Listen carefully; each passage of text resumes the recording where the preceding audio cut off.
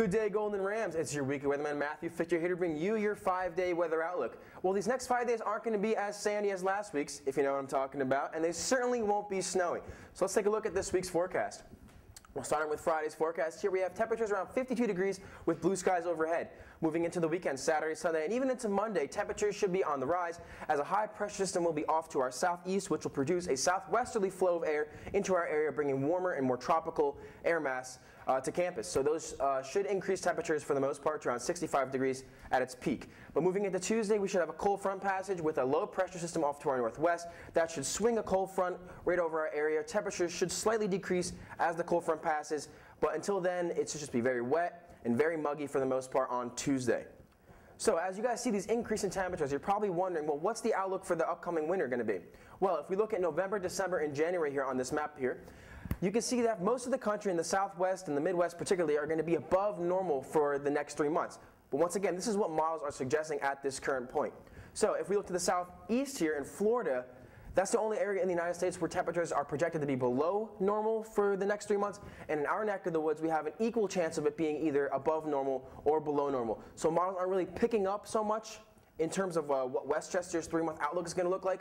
So just stay tuned for more updated models as we progress through the upcoming weeks.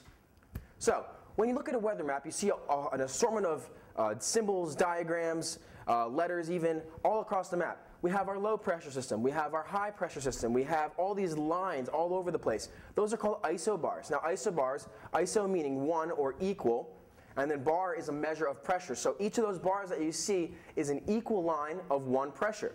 Now, the H's represent high pressure systems and L's represent low pressure systems, and isobars are each associated with those two features. So we're going to dive into the details of both high and low pressure systems. Starting with high pressure systems, we have a downward motion of air. We have skies opening up, so whenever you're outside and there's blue skies overhead, most likely you have a high pressure system moving into your area. And then you have a clockwise motion in the northern hemisphere.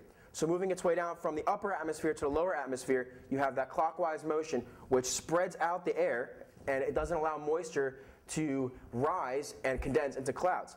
But on the contrary, if we do have rising motion, that would be indicative of a low pressure system. So with rising motion, you have clouds forming, you get those overcast skies, you get the cumulonimbus clouds, you get the stratus clouds even a little bit as a cold front passes. So low pressure, you have rising motion, high pressure, you have sinking motion, and it'd be pretty cool if you guys are walking around campus, look up in the sky, and you're like, hey, it's beautiful out today. That's a high pressure system that's over our area. Hey, it's looking pretty muggy and nasty outside. That's a low pressure system. So just keep that in mind next time you're looking at the weather maps, or even if you're just walking around campus.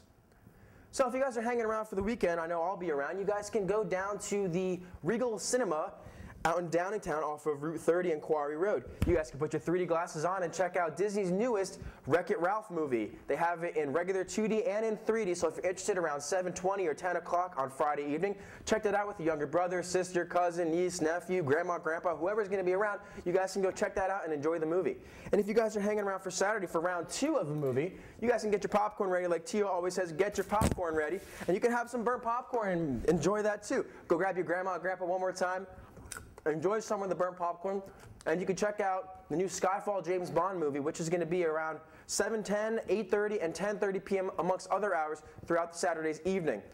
Temperature should be around 59 degrees, very pleasant evening, maybe just a windbreaker to keep you a little warmer, but clear skies for the most part, nothing to worry about as you're heading over.